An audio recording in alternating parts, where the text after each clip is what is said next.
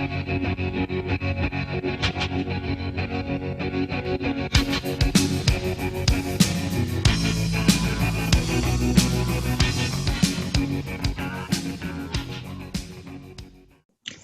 right, welcome back. As we get near to the end of the semester, let's look at doing light analyses. So we've just started working in the tonal spectrum from white to black and all of the grays in between. And we're going to continue looking at the ways that master artists use the value scale within their work to create different modes of feeling within their designs and paintings. But first I want to take a look at this. Some of you may have seen this floating around on the internet before, but what these images are, they call them movie barcodes, but it's essentially taking a single frame from a film and elongating it out and combining all of those frames into a single image in a chronological order for any particular movie. These happen to be from the Harry Potter series. And what this kind of image allows you to do is to see the palette of colors that the director is using to tell the story. You can also see in it the ways that they're using contrasting sections of light and dark in the film. So these are from the first two Harry Potter movies, and you can see that the color palette is very warm, often very bright, and mirroring the way that the story arc moves. You can see that in the third section of the movie, things get dark for a second. So here is the visual language of light and tone and color being shown for how these movies use these elements. Here's from the second two, Harry Potter and Prisoner of Azkaban and The Goblet of Fire. And you can see, especially in The Prisoner of Azkaban, that the director moves towards these cool green colors throughout. Also these contrasting sections of light and dark throughout it. Here's some more of these from the next two films. And what I'm trying to get you guys to see here is that this is really a way of analyzing the language of the movie, analyzing the way that light and color is used in these movies, which is a visual language, to tell a story. So in a very similar way, you guys are going to be doing this for your homework coming up. You're going to be analyzing master paintings. And I want you to arrange these analyses in a very similar way, this long linear image with bars of light and dark. In this instance, these movie barcodes that we're looking at have color in it. We're going to eliminate color. We're not looking at that yet. We're just going to be looking at the relationship from lightest light to darkest dark, and some of the ways that those tones are being placed next to each other to create contrast within a painting. And we're going to be looking at a single artist for this. We're going to be looking at Kerry James Marshall. So this is an image that we've already looked at. We looked at this during the last lecture here. And I'm going to go ahead and desaturate this image as well.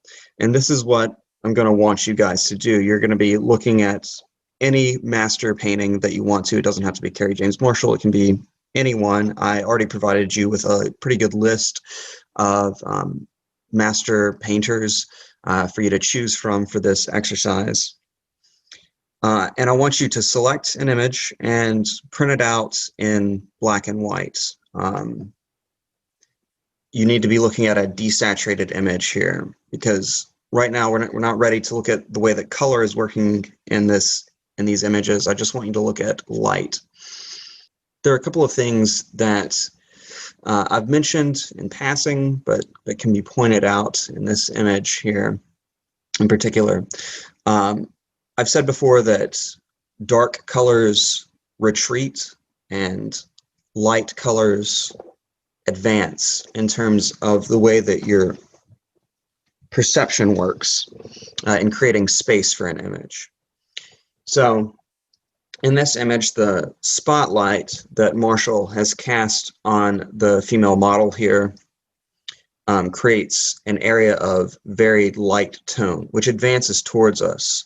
However, the dark of the human figure that lays across it here acts as a block of dark tone that recedes on top of the light, which is advancing. So the dark area acts as a sort of barrier so that the light doesn't advance too far towards us in this painting. We've talked about the way that this is a painting that uses a low major value key. Most of the image has a lot of dark throughout it, but there is a wide range of tone here. There is some very light lights on the bed sheets. Nothing ever quite reaches complete white in this painting, but it's very close, which means that if there's a large range of tones here, it is in a major key. And there is heavy contrast between the lightest light and the darkest dark in this image. But again, overall, it's a very dark image, so it is in a low major value key. And again, thinking about the way that those movie barcode images created a single linear image, which kind of captured the way that light is being used there, I want you all to be able to create something like this with your color aid paper. So at the bottom, what I've done is a light analysis of this painting. There's a very large expanse of dark charcoal tone, a very small amount of a very dark gray tone there, and again, a smaller expanse of the light in relation to the dark.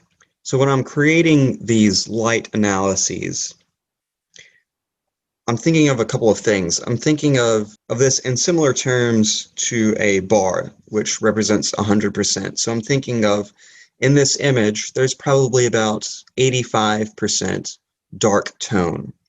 And I want this analysis that I'm creating to reflect that. There's probably about 10% of a lighter tone. I want the bar to show that, but I also want this analysis to capture some of the contrast that's happening in the painting itself, so that I place the darkest dark next to the lightest light, next to a middle gray, before it reaches the large expanse of dark tone again. What I'm trying to do in this tiny bar at the bottom is capture a sense of the essence of the way that the light is contrasting in this image. From the very beginning of the semester, we've talked about the idea of unity and contrast, that a design ought to have a unifying factor in it. That can be size, shape, or position. Here we're looking at the way that tone is unifying the image. And then where, if we have a unity, how does that also help to create a contrast? If there's a unity of dark tonality throughout the painting, then throwing in a small expanse of light will help create a strong contrast. And also bear in mind what sort of key this painting that you're going to be analyzing represents. Is it a major key? Is it a minor? Is it in low, middle, or high range?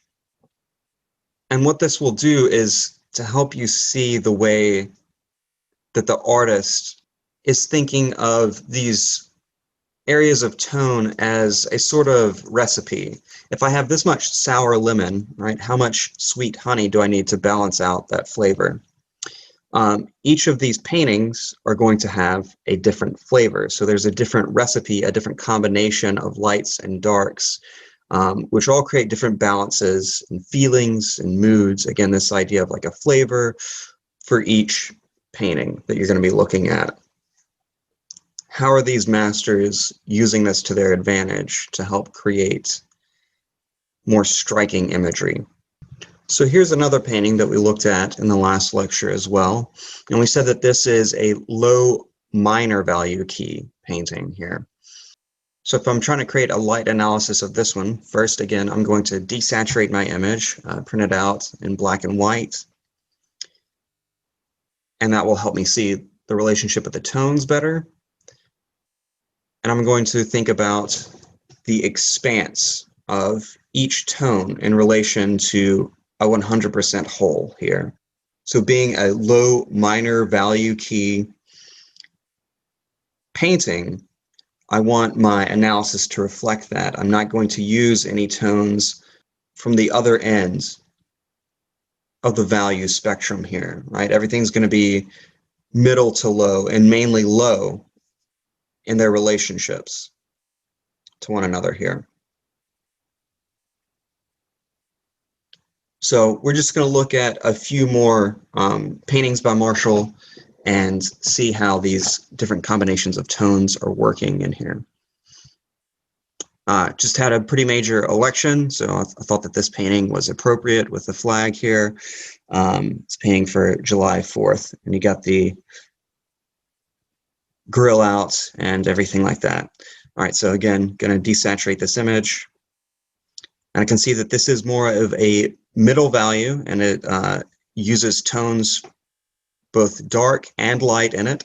So I'm going to call this a middle major value key. And here's my analysis of this. And again, in these light analyses, I'm trying to capture, again, the placement of tones next to each other in this more condensed, abstracted way at the bottom here. But it still tries to capture some of the ways that the artist is using a contrast in tone, which tones are placed next to each other and where in the image.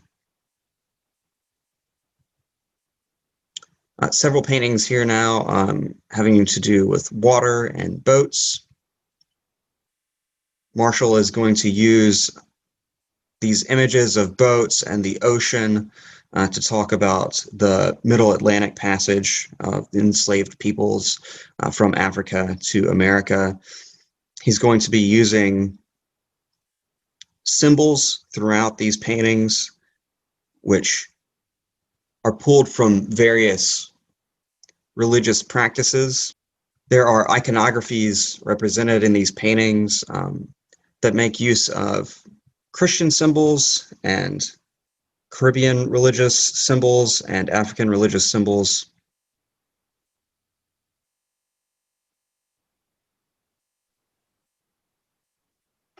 So that the artist has a very specific content that he's talking about, the African diaspora here.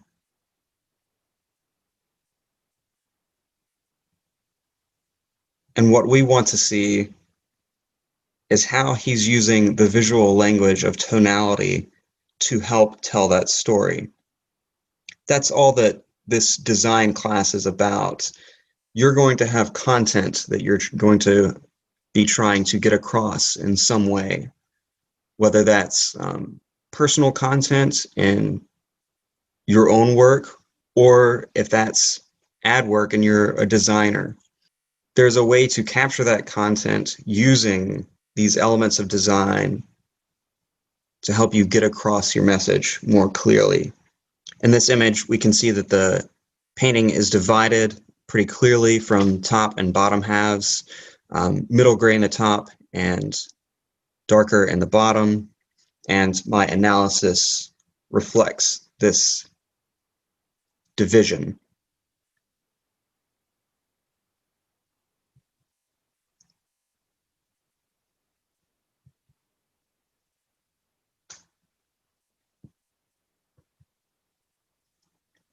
So when I desaturate this image, I can see that there is a larger expanse of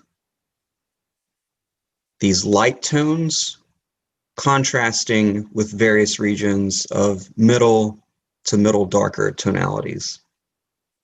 And just a few hits of black in there. And this is the final image by Marshall that we'll be looking at. Again, in this image, there's a heavy contrast in the center of the painting, and I want my analysis to reflect that as well. So that's it. That's your homework. You're going to do this twice. Studio problem 36 and 37 are both light analyses of a master painting. You can select a painting from the list of artists that I provided earlier in the semester. Either on your computer, desaturate the image, print it out in black and white would be even better. I'd like to see you use the color aid paper to do this homework if you have the color aid paper. If not, feel free to mix acrylics. The best way to do that with paint would be to go ahead and mix up 9 different value steps. So just like the scale that we produced previously from white to black and the middle grays in between, mix up a set of those paints so that you don't have to mix while you're trying to create this light analysis. All you have to do is dip into the exact gray that you want to use. So what you're doing is taking this painting and you're turning it into an abstraction in order to study it visually and how the artist is using tones effectively. This homework will feed into the upcoming studio problems, and if you have any questions, email me.